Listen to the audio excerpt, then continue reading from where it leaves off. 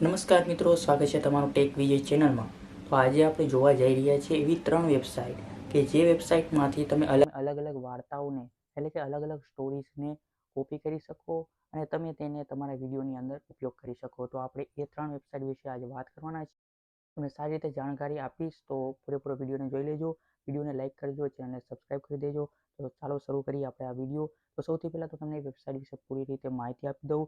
એ website એક અલગ જ વેબસાઇટ છે જેની અંદરથી તમે સ્ટોરીઝ લઈ શકો અથવા તમે કોઈ પણ જાતના નુસ્ખાઓ લઈ શકો.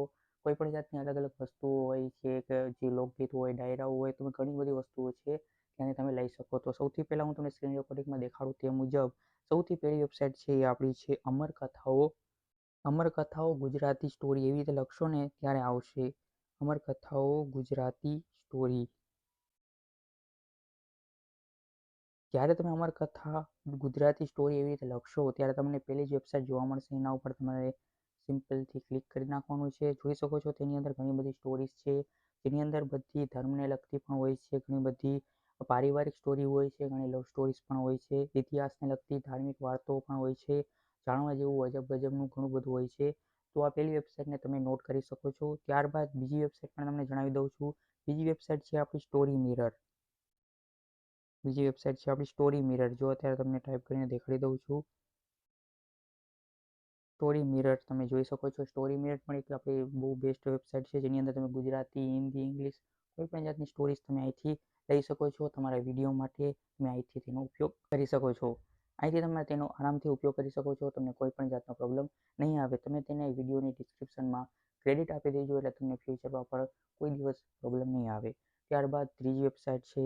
તો ત્રીજી વેબસાઇટ પર તમને જણાવી દઉં છું. તેની સાથે સાથે એ છે પ્રતિલિપિ. પ્રતિલિપિ પણ એક ગુજરાતી સૌથી બેસ્ટ કહી શકાય ને એક વેબસાઇટ છે જ્યાંથી તમે અલગ અલગ ભાષાઓમાંથી પણ એક સ્ટોરીઝ ક્રિએટ કરી શકો. કોઈ પણ હિન્દી હોય તો તમે એને હિન્દીમાંથી ગુજરાતીની અંદર ટ્રાન્સલેટ કરીને પણ અપલોડ કરી શકો. જોઈ શકો આની અંદર કેટલી બધી લેંગ્વેજીસની અંદર સ્ટોરીઝ બનેલી હોય છે. જોઈ શકો બંગાળી, ગુજરાતી, ઇંગ્લિશ, કન્નડ, મલયાલમ, મરાઠી, તમિલ ઘણી બધી લેંગ્વેજ છે.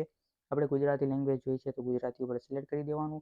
ત્યારબાદ અલગ અલગ સ્ટોરીઝ તમને દેખાશે. તમે તેમાંથી અલગ અલગ ભાગને તમે જોતા હોય તે પ્રમાણે તમે તેનો ઉપયોગ તમારા વિડીયોમાં કરી શકો છો. તો આ તમને 3 વેબસાઇટ સારી લાગી હશે.